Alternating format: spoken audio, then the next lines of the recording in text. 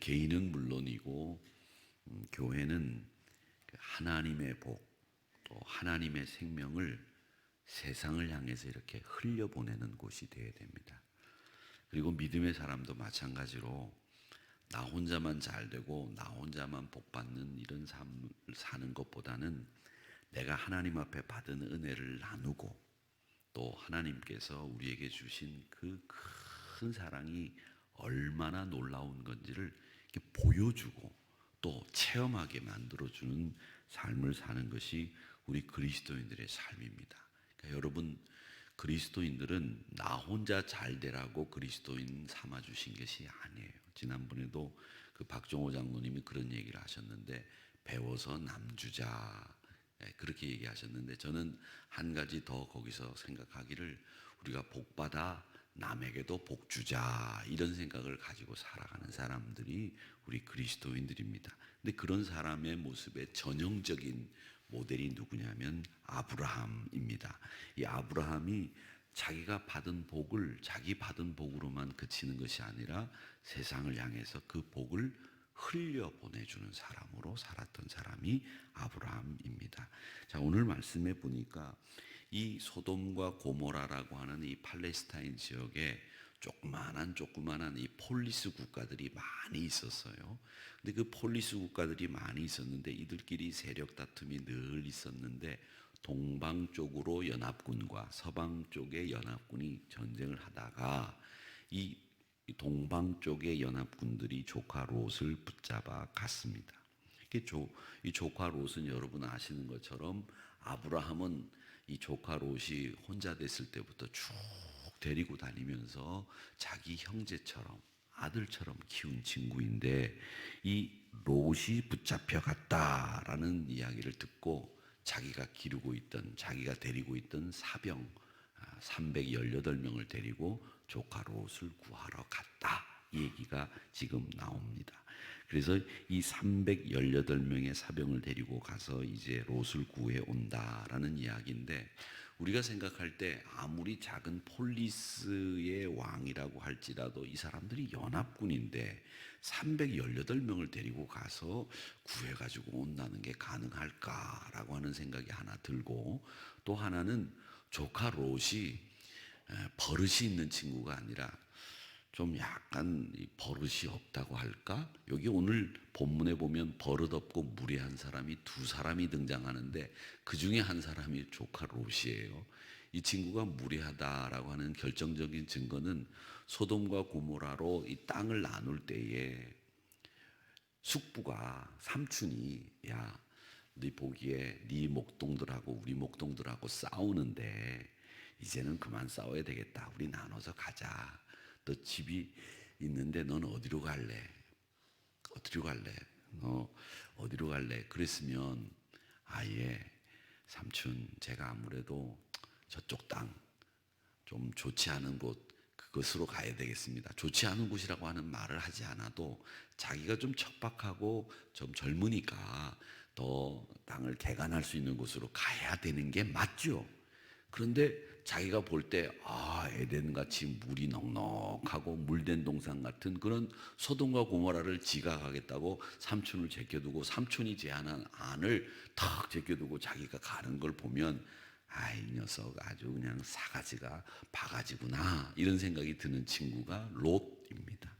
그러니까 사실은 그런 친구, 가서 저 같으면 가서 고생 좀 진탕 하다가 고생 끝날 쯤 돼서 내가 구해갖고 와야 되겠다, 이런 생각도 할 수 있을 거예요.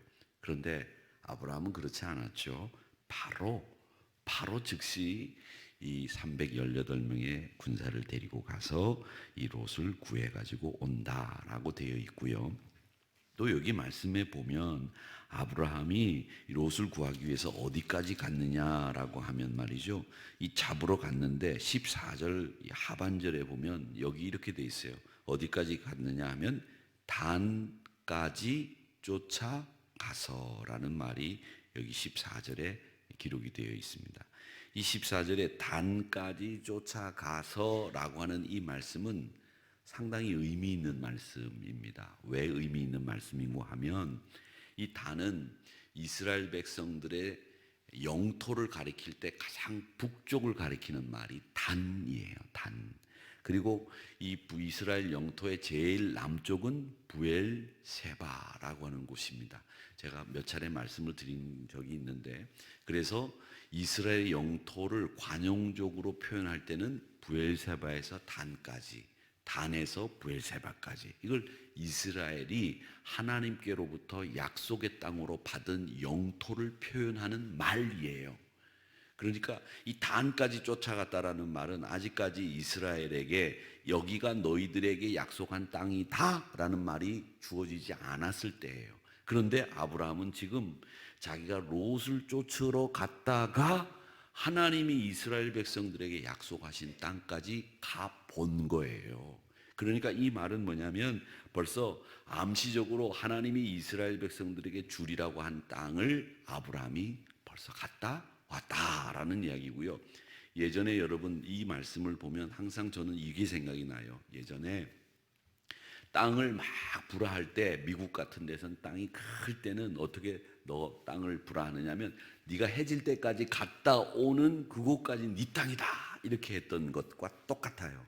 그래서 오늘 이 말씀은 하나님께서 단까지 아브라함이 롯을 구하기 위해서 쫓아갔다라고 하는 말은 그곳까지 하나님이 약속의 땅으로 주기로 한 것이다라고 하는 것을 보여주는 대목이다라는 겁니다. 그러니까 하나님은 우리에게 주실 부분을 그냥 턱 주시는 것이 아니라 미리 보여주시기도 하고, 또 하나님이 여러 가지 사건들을 통해서 하나님의 약속이 실현되어 가는 것을 하나님은 우리에게 체험할 수 있도록 만들어 주신다라고 하는 것을 알 수 있습니다.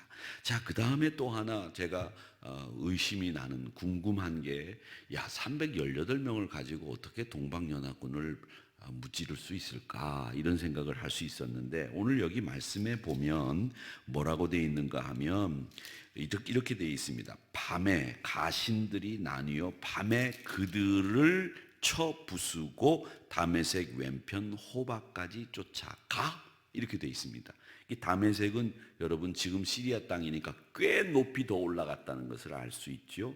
밤에 기습을 했다라고 되어 있는데, 오늘 이 말씀을 준비하느라고 보니까 야간 공습이라고 되어 있더라고요. 이 성경을 해석하시는 분들이 공습인데, 공습은 비행기가 폭격하는 게 공습이고 기습이라고 하는 말이 맞는데 공습이라고 해놨더라고요. 군대를 안 갔다 왔나 봐. 공습과 기습을 분간을 못 하더라고요. 기습입니다. 야간 기습을 해서 게릴라전이라고 보시면 되죠. 그래서 동방연합군에게 붙잡혀 있는 롯을 구출하고 무찌르고 전리품을 가지고 돌아온다라고 하는 거죠. 근데 여러분 보세요. 이 말씀을 보면 이 아브라함이 변해 있다는 것을 알 수 있죠. 뭐가 변해 있다는 걸 알 수 있습니까? 여러분, 과거 사건과 지금 사건, 이 14장에 나오는 사건을 이렇게 한번 비교해 보세요. 과거 애굽으로 가뭄이 들어서 내려갔을 때 바로에게 자기 아내 사라를 누구라고 그랬습니까? 누이라고 했잖아요. 겁이 많고 두려움이 많았던 사람 아닙니까? 그런데 지금은 318명 적은 군사를 데리고 가서 조카 롯을 구하러 가는 담대한 사람으로 바뀌어 있다는 거예요. 그러니까 이 아브라함이라고 하는 사람이 이제는 더 겁내는 사람이 아니고 두려워하는 사람이 아니구나라는 것을 알 수 있습니다. 아브라함이 그동안에 담력도 생겼지만, 가족을 향한 사랑도 커졌지만, 무엇보다도 이렇게 두려움이 사라지고 담대한 사람이 될 수 있었던 것은 하나님을 의지하는 믿음이 더 성장했구나, 커졌구나, 하나님을 의지하는 믿음으로 변모됐구나 라고 하는 것을 알 수 있는 부분이 이 부분이라는 거예요. 왜냐하면 318명 가지고 연합군을 무찌른다는 건 이건 생각할 수도 없는 거예요. 왜? 아내를 누이라고 이야기할 정도로 겁 많은 친구가 말하기에는, 행동하기에는 너무 어려운 일이었다는 거죠. 그런데 그는 지금 바뀌어 있다는 거예요. 여러분, 그겁니다. 하나님에 대한 믿음을 갖고 사는 사람들, 하나님을 의지하는 사람들은 그 사람이 변모된다, 변한다, 담대한 사람으로 변모되는구나 라는 것을 알 수 있습니다. 여러분, 이 믿음의 사람들이 가장 경계해야 될 게 뭐냐면 두려움이에요. 두려움. 이 두려움 때문에 어쩔 줄 몰라 하고 두려움 때문에 쩔쩔매는 경우들이 많다는 겁니다. 두려움이라는 게 여러 종류가 있어요. 여러 종류가 있다는 거죠. 그런데 제가 가만히 생각을 해보니까 여러 가지 두려움이 있는데, 제가 한 가지 예를, 참 좋은 예를 들면서 탁 생각이 났어요. 여러분, 이 세상에 나쁜 개는 없다라고 하는 곳에 보면 강형욱이라고 하는 분이 이제 나와가지고 이 개가 잘못되어 있는 것들을 이렇게 잘 치료를 하고 바꿔주는 그 프로그램이 있다고 말씀드리지 않았습니까? 근데 어떤 개가 이 주인도 물어요. 막 주인도 물어요. 그러니까 이 주인이 이 개가 어떻게 하면 안 물까? 이 주인도 무는 이 녀석을 어떻게 하면 안 물까? 요걸 생각하는 거예요. 그래서 그 녀석이 물만한 상황을 안 만들어. 그리고 이 녀석이 물까봐 그 녀석 비위를 자꾸 사람들이 맞춰주는 거예요. 그러다가 어쩌다가 한번 이 녀석의 비위를 못 맞춰주면 이 녀석이 콱 물어요. 그런데 그때 주인들이 어떤 생각을 하느냐면, 야, 우리가 잘못해서 저 녀석이 우리를 물었네. 다음부터는 이것도 하지 말아야지. 이렇게 생각한다는 거죠.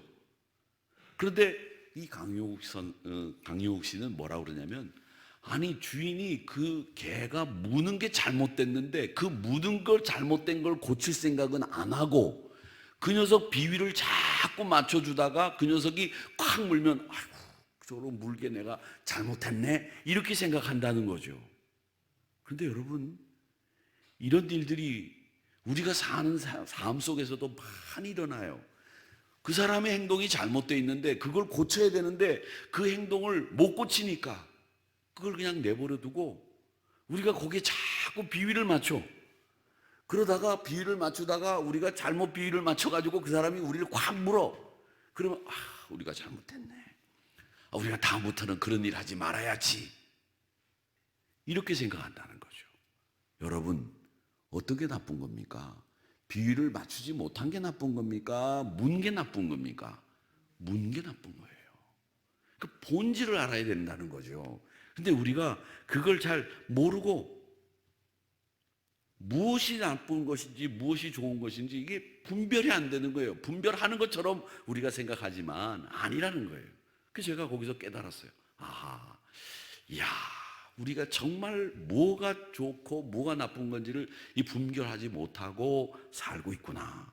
그러면서 주인들은 이 무는 개를 고칠 생각은 안 하고 계속 물려가면서도 비위 맞추는 데만 급급한다는 거죠.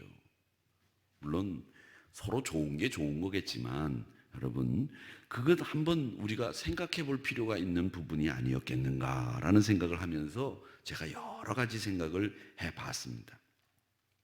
우리가 믿음을 가지고 산다고 한다면 이 믿음의 사람들에게 있어서 제일 중요한 것은 뭐냐? 두려움. 이 두려움을 싹 없애고 담대하게 살아가는 겁니다. 이게 만용을 부리라는 얘기가 아니에요. 주가 있으니 우리가 담대하게, 우리가 당당하게 할 수 있는 일들은 얼마든지 할 수 있다는 거예요.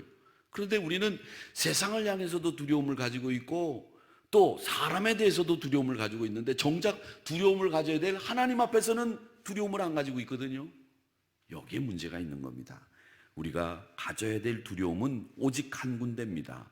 두려움, 가져야 될 곳, 하나님 한 분, 그분을 두려워하고 그분을 경외하는 일 이외에는 우리가 믿음의 사람으로 살아간다고 한다면, 이것이 믿음의 말씀에 근거한 것이라고 한다면, 우리가 양식과 상식에서 벗어난 일이 아닌다고 한다면 쓸데없는 두려움에 휩싸이지 말아야 된다라고 하는 것을 여러분들에게 말씀드리고 싶습니다.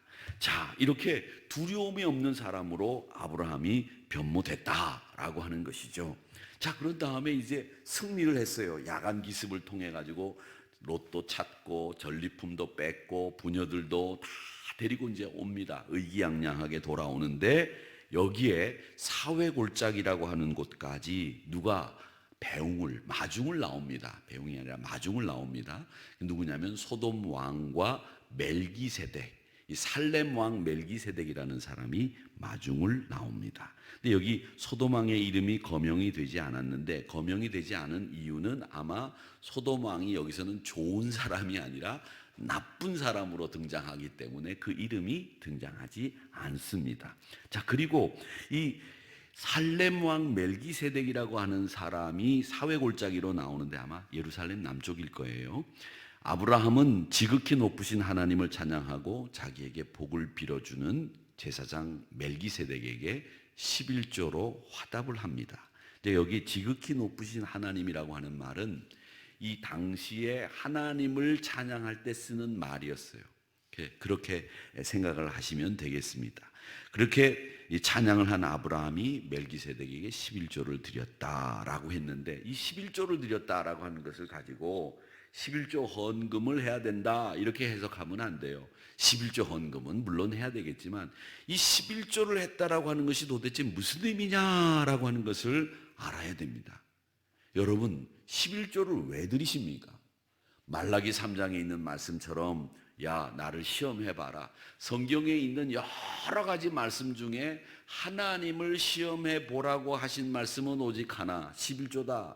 그래서 11조를 하라고 한다 이렇게 말씀을 하시고 있지만 11조가 가지고 있는 의미를 모르면 보면 11조를 해야 된다 말아야 된다 하지 말라고 하는 목사들도 있더라고요. 제가 보니까. 근데 여러분, 11조가 오늘 여기 창세기 14장에 멜기세덱에게 줬다라고 하는 말은 뭐냐면, 아브라함이 이 전쟁에서 이길 수 있었던 것은 내 힘으로 이긴 게 아니야. 318명밖에 안 되는 인원을 가지고 가서 동방연합군을 쳐부수고 롯을 구출해낼 수 있었던 것은 하나님이 도와주셨기 때문이야. 이 모든 것은 하나님이 이루신 것이야. 이걸 표현을 뭘로 했느냐면 11조로 했다는 거예요. 그러니까 여러분, 11조 생활이라고 하는 것은 뭐냐면 여러분들의 삶의 주권자가 누구냐라고 하는 걸 표현하는 신앙행위예요.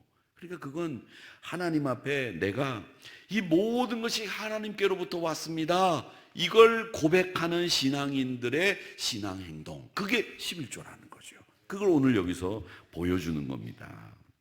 당시에는 고대 근동에서는 제사장과 왕에게 바치는 경우에 모두 11조를 드렸는데, 11조는 우리 삶에서 모든 것이 하나님께로부터 왔다라고 하는 여러분들의 신앙 고백을 하는 거예요. 말라기 3장 10절에도 말씀이 되어 있는데, 레위기 27장 32절에 말씀해 보면 뭐라고 되어 있느냐면, 모든 소나 양의 11조는 목자의 지팡이 아래로 통과하게 했는데 그 중에 10번째로 지나가는 것은 하나님의 것이다, 이렇게 되어 있어요. 레위기 27장 32절에. 그러니까 하나님의 것이다 라고 하는 말은 뭐냐면, 이 10마리 양이 다 내 건데 이 목자의 지팡이로 다 그 밑을 통과해서 지나가는 동안에 이게 다 하나님의 것인데 그 중에 10번째 거는 하나님 앞에 드려라. 이게 다 하나님의 것임을 고백해라, 이 얘기예요. 그러니까 여러분, 하나님의 것을 하나님의 전쟁이었음을 고백하는 이 아브라함의 신앙의 모습을 여러분 꼭 기억하시기를 바랍니다. 자, 그 다음에 이제 여기 못된 왕이 하나 나오는 이야기를 우리가 살펴봐야 되겠는데, 창세기를 하면서 보니까 설교가 길어져서 죄송합니다. 빨리 끝내야 되죠? 6시가 돼갔는데 제가 금방 끝내겠습니다. 요거 하나만 더 얘기하고, 준비한 거 있으니까 이건 내일 못 하잖아요. 내일 할 거는 수요일 날은 내일 해도 되지만 요거는 끝내고 빨리 끝내겠습니다. 조금만 기다리세요. 눈 뜨고 조금만 기다리세요. 소돔왕이 나왔는데 이 소돔왕이 아주 버릇이 없는 친구로 롯과 소돔왕이 등장한다고 그랬는데, 소돔왕이 뭐라고 얘기를 하느냐면 21절 말씀에 보면 이렇게 얘기해요. 소돔 왕이 아브라함에게 이르되 사람은 내게 보내고 물품은 내가 가지라. 소돔 왕이 전쟁을 하는 동안에 공헌을 한 게 있습니까? 없습니다. 자기가 한 일이 없어요. 자기는 전쟁에서 진 일밖에 없어. 그런데 이기고 돌아온 사람에게 수고했다고 박수를 치고 잘했다고 해야 되는데, 야, 네가 붙잡아온 사람은 나한테 보내고 물품은 네가 가져, 전리품은 네가 가져, 이렇게 얘기했다는 거예요. 그러니까 거기에 대해서 아브라함이 그래요? 그러면 너희들은 소돔 왕에게 가라. 이 물품은 제가 가져가겠습니다. 이렇게 한 게 아니고 사람도 보내고 롯은 다 이제 롯과 가족들은 자기가 챙겨서 가게 하고 사람들을 보낸 다음에 전리품도 다 주는 거예요. 그러면서 뭐라고 얘기하느냐면 21절 말씀이 그렇게 하고 난 뒤에 23절에 보면 아브라함이 소돔 왕에게 하는 말이 23절이에요. 네 말이 소돔 왕 네가 한 말이 내가 아브라함으로 치부하게 하였다 할까 하여 네게 속한 곳은 실 한 오락이나 들매끈 한 가닥도 내가 가지지 아니하리라. 이 말씀을 하는 거죠. 들매끈은 신발끈을 묶는 거예요. 이 신들매라는 말이 있죠. 신들매끈이라고 하는 말인데 들매끈은 신발 묶는 끈이에요. 실오락이 하나, 신발 묶는 끈 하나 내가 안 가져간다. 다 가져가라. 그렇게 얘기하는 거예요. 그래서 소돔 왕이 하는 행동이 무례하다는 걸 알고 소돔 왕이 너 분명히 이 전리품을 가져가면 나중에 사람들한테 야, 저 아브라함이 어떻게 부자가 됐는 줄 알아? 내가 말이야 그 전쟁에서 가지고 온 전리품을 내가 다 줬어. 그러니까 아브라함이 저렇게 부자가 된 거야. 이런 말 할까봐 내가 네 거 아무것도 안 가져간다. 다 가져가라. 이 얘기예요 지금. 아브라함도 화가 났죠. 약간 화가 난 것 같아요. 그래서 아무것도 취하지 않겠다라고 하는 이야기를 하는데 이 이야기는 뭐냐? 여러분, 축복의 통로로 복을 그리고 생명을 나누어 주는 사람들은 째째하지 않습니다. 담대합니다. 이렇게 째째하지 않고 담대할 수 있었던 까닭이, 당찬 믿음을 가지고 있었던 까닭이 뭡니까? 그것은 아브라함이 가지고 있었던 확실한 믿음을 여러분 아셔야 되는데, 아브라함은 그 전쟁에서 이긴 전리품이 내 분깃이 아니라 나의 분깃은 하나님입니다 라고 하는 믿음이 있었기 때문에 그런 걸 나눠줄 수 있었다는 거예요. 째째하지 않을 수 있었다는 거죠. 여러분, 여러분의 분깃이 누구입니까? 나의 분깃은 하나님입니다. 이렇게 고백하는 신앙으로 사시기를 주의 이름으로 축원합니다. 내 몫이 바로 하나님입니다. 이런 생각을 하는 사람이 다른 사람에게 축복의 통로가 되고 그런 사람이 생명을 나누어주는 믿음의 사람이 될 수 있다라고 하는 것을 여러분 기억하시면서 우리 하나님은 바로 그런 분이십니다. 이 소돔 왕은 어떤 사람이에요? 소돔 왕은 셈을 하는 사람이에요. 셈. 계산을 하는 사람이란 말입니다. 그런데 살렘 왕은 어떤 사람입니까? 복을 빌어주는 사람입니다. 살렘 왕은 똑같이 아브라함을 영접하러 나왔는데 소돔 왕은 셈을 하는 사람, 살렘 왕은 복을 빌어주는 사람. 누가 되겠습니까? 여러분, 어떤 사람이 되어야 되겠습니까? 셈을 하는 사람이라기보다는 복을 빌어주는 여러분들이 되시기를 주님의 이름으로 축원합니다. 그래서 이익과 거래의 논리만 작용하는 사람이 아니라 은혜와 선물을 나누어주는 복된 인생을 살아가는 저와 여러분이 되시기를 간절히 바라면서 이 소돔과 같이 셈보다는 복을 빌어주는 사람으로 살겠습니다. 나의 분깃은 하나님이십니다 라고 하는 이 확실한 믿음을 가지고 많은 사람들에게 축복의 통로를 열어주시고 생명을 나누어주는 저와 여러분이 되시기를 주님의 이름으로 축원합니다.